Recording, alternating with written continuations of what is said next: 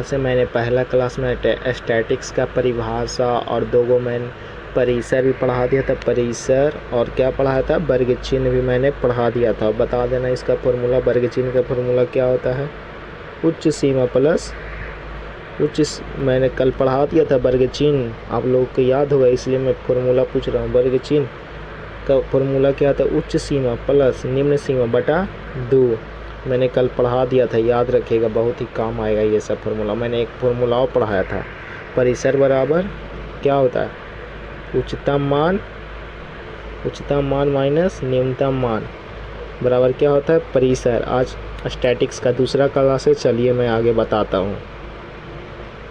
आज हम लोग क्या पढ़ेंगे, वर्ग अंतराल के प्रकार।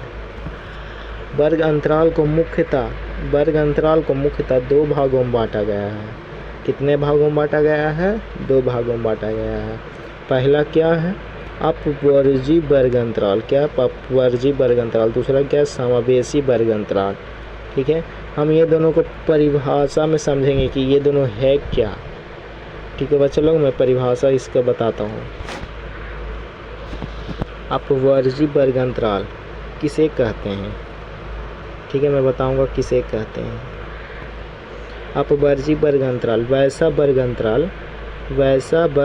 अंतराल जिसमें किसी वर्ग की उच्च सीमा तथा अगले वर्ग की निम्न सीमा बराबर होती है, अपवर्जी वर्ग अंतराल कहलाती है। ठीक है बच्चे लोग, मैं एक बार और बोलता हूँ, आप लोग भी बोलिएगा। वैसा वर्ग अंतराल जिसमें किसी वर्ग की उच्च सीमा तथा अगले वर्ग की निम्न सीमा बराबर हो,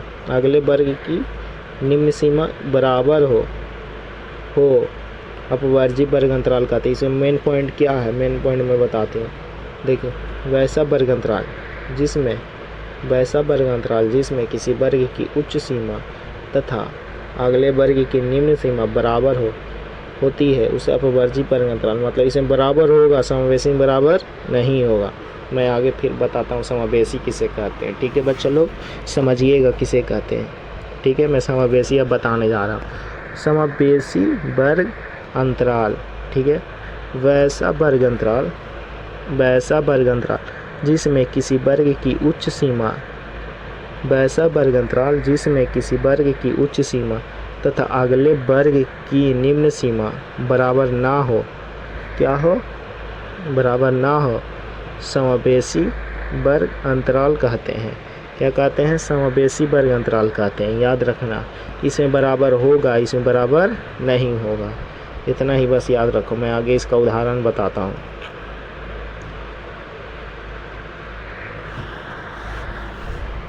अपवर्जी वर्ग अंतराल 0 से 10 तक, 10 से 20 तक, 20 से 30 तक, 30 से 40 तक, 40 से 50 तक, 50 से 60 तक, 60 से 70 तक।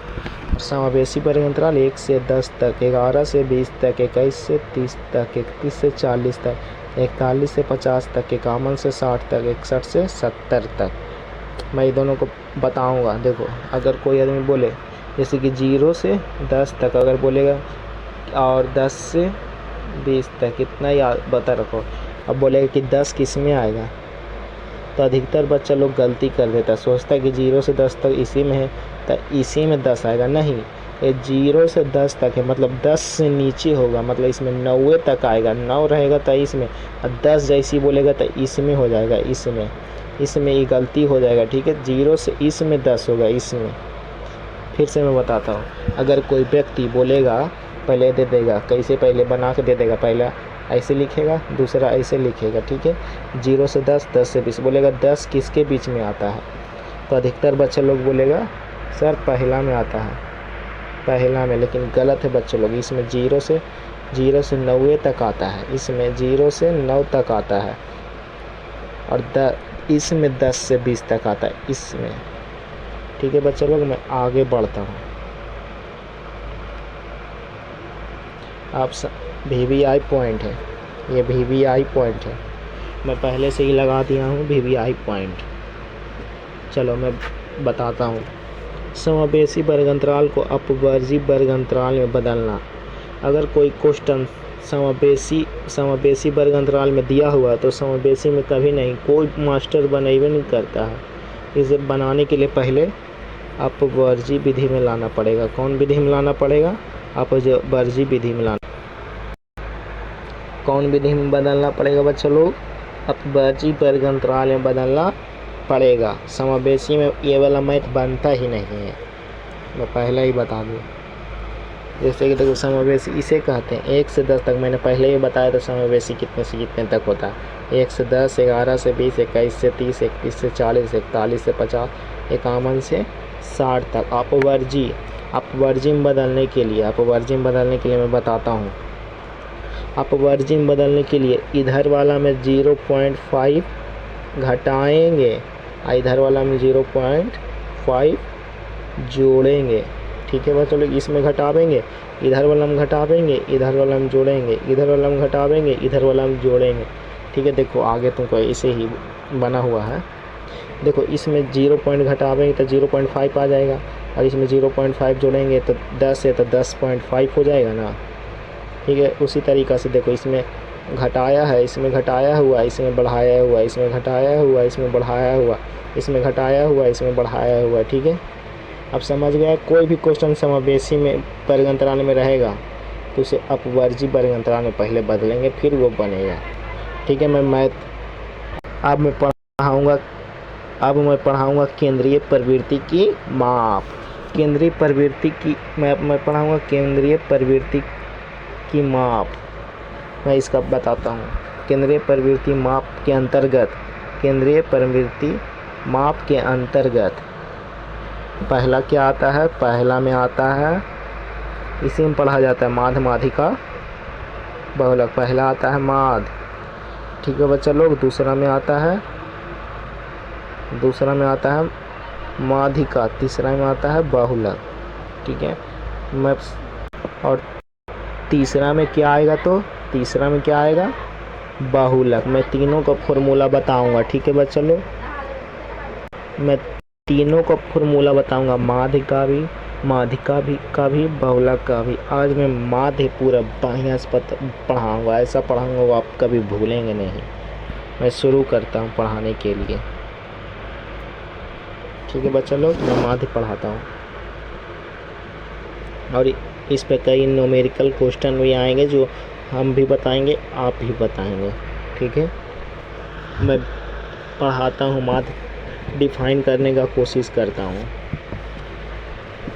जब आंकड़े बारंबारता बंटन के रूप में ना हो और सभी प्रेक्षणों के योग में से प्रेक्षणों की कुल संख्या से भाग देने पर प्राप्त मान को माध्य कहते हैं। क्या कहते हैं? माध्य कहते हैं।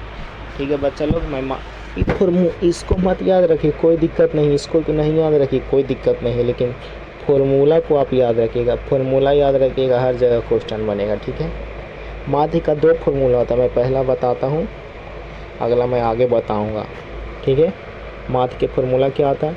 सभी प्रेक्षणों का योग। माध्य का फॉर्मूला सभी प्रेक्षणों का योग बटा प्रेक्षणों की कुल संख्या। प्रेक्षणों की संख्या, सभी प्रेक्षणों का योग मतलब जैसे दिल्ली है। आगे मैं क्वेश्चन बताऊंगा न्यूमेरिकल, उसमें मैं बता दूंगा। अभी जब तक जितना बताता हूँ उतना याद रखेगा। सभी प्रेक्षणों का योग बटा प्रेक्षणों की कुल संख्या।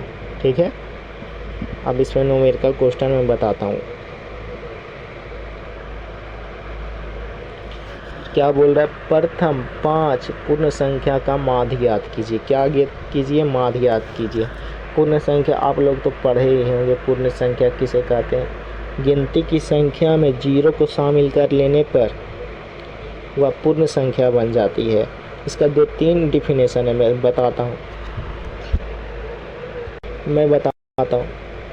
वैसी संख्या जो 0 से स्टार्ट होकर अनंत तक जाए उसे पूर्ण संख्या कहते हैं। क्या कहते हैं? पूर्ण संख्या कहते हैं।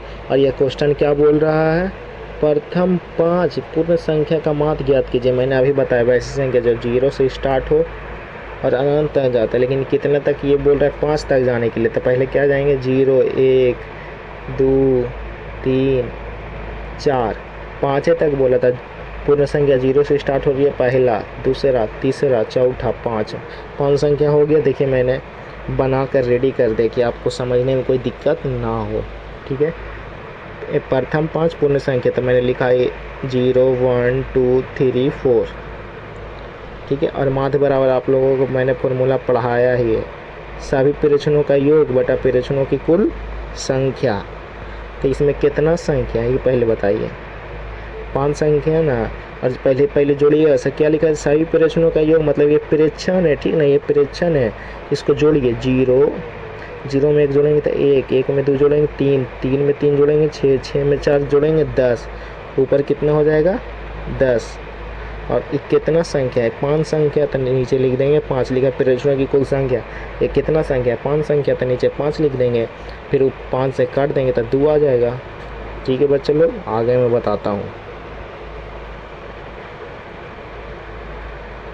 अभी क्या बोला, प्रथम 4 पूर्ण संख्या का माध्य ज्ञात कीजिए।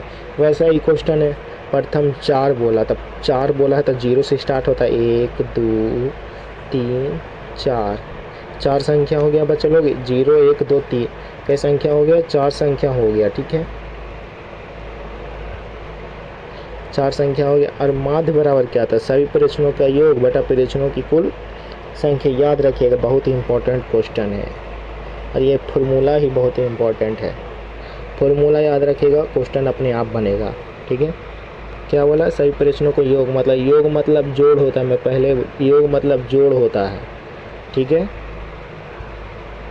सभी प्रेक्षण 3 चारों को जोड़ देंगे, 1 0 1 0 1 2 3, और कितना संख्या, 4 संख्या, तो ऊपर में 6 आ जाएगा, नीचे में 4, कट के हो जाएगा 3/2। अगर इसको दशमलव में तोड़ने के लिए हो जाएगा तो 1.5 आ जाएगा, ठीक है। मैं तीसरा क्वेश्चन छोड़ देता हूँ, इसमें आप अपने से इसको बना लीजिएगा, बनाई है दिमाग में बैठा लीजिएगा देखकर, और बनाइएगा इस पर 5-6 क्वेश्चन आप लोग बनाइएगा।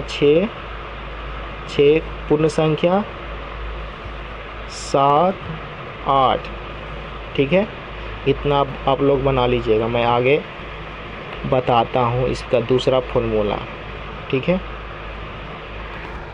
यदि आंकड़े बारंबारता बंटन के रूप में हो, मतलब इस टाइप के हो, बंटन में जैसे देखिएगा ना, क्वेश्चन आएगा बोर्ड में वैसा ऐसे आएगा, ऐसे रहेगा, ऐसे ऐसे ऐसे रहेगा, ऊपर लिखा हुआ रहेगा विद्यार्थियों की संख्या, लिखल रहेगा नीचे बारंबारता, ठीक है, याद रखिएगा। ऐसे तो 1 2 3 4 5 6 दिले रहेगा, लेकिन विद्यार्थियों की संख्या आप नहीं लिखिएगा ना तो कोई दिक्कत नहीं होगा, ठीक है। मैं आगे बताता हूँ। यदि चर के मान x हो तथा उनके संगत बारंबारता f हो, मतलब संगत बारंबारता f हो, मैं क्वेश्चन बताऊंगा ये अपने आप याद हो जाएगा। मैं मैथ का दूसरा फॉर्मूला बताने जा रहा हूँ, इसे याद रखिएगा, बहुत ही इंपॉर्टेंट है, बोर्ड में 5 नंबर का पूछा जाता है ये वाला, ठीक है। माध्य बराबर होता है सिग्मा fx बटा सिग्मा एफ, ये फॉर्मूला बहुत ही इम्पोर्टेंट है,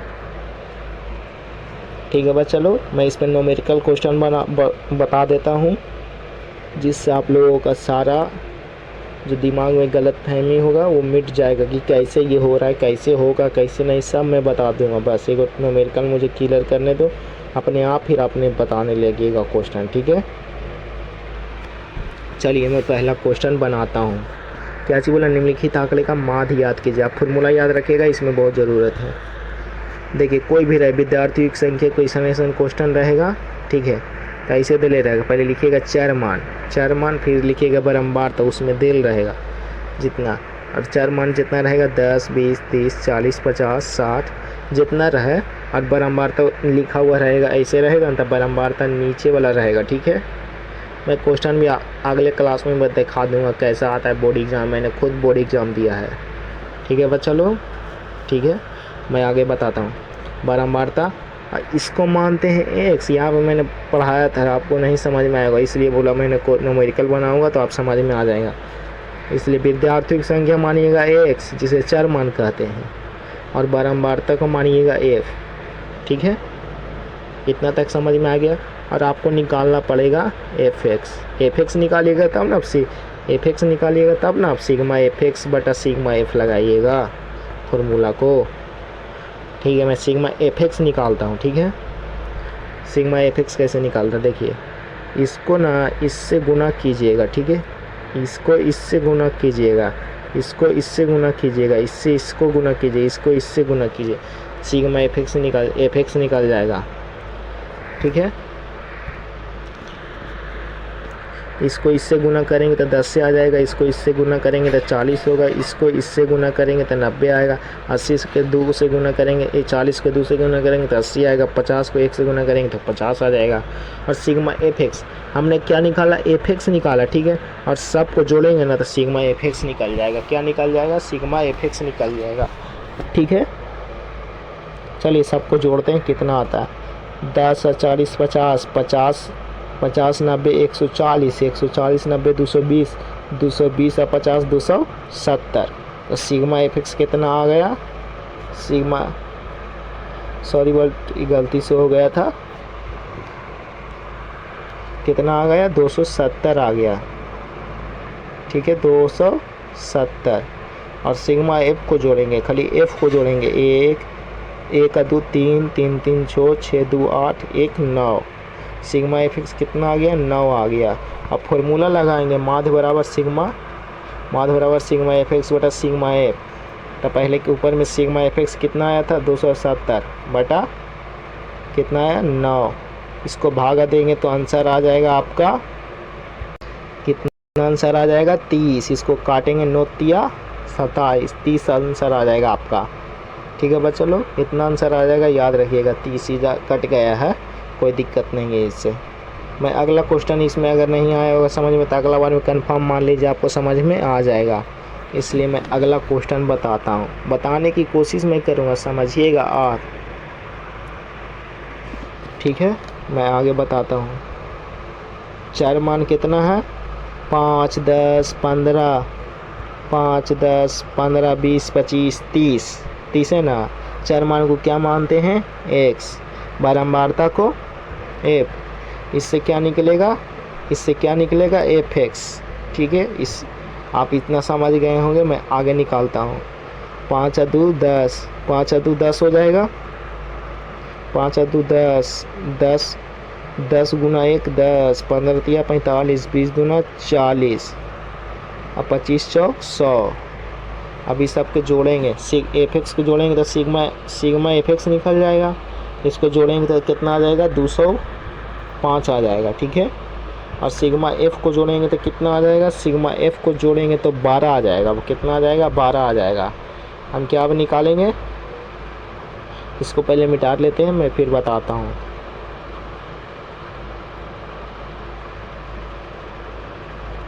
मैं पहली बार यूट्यूब पढ़ा रहा हूँ बच्चा लोग, इसलिए हल्का गलती हो रहा है, माफ़ कीजिएगा। और सब्सक्राइब ज़रूर कर दीजिएगा, ठीक है।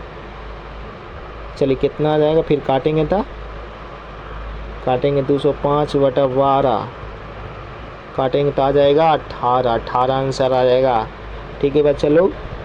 आज के लिए इतना ही, कल मैं सोशल साइंस या हिंदी पढ़ाऊँगा, ठीक है बच्चे लोग। इसका क्लास परसों मिलेगा। नमस्ते बच्चों लोग, सब्सक्राइब लाइक और कमेंट ज़रूर कीजिएगा, ठीक है बच्चों लोग। मैं अब रख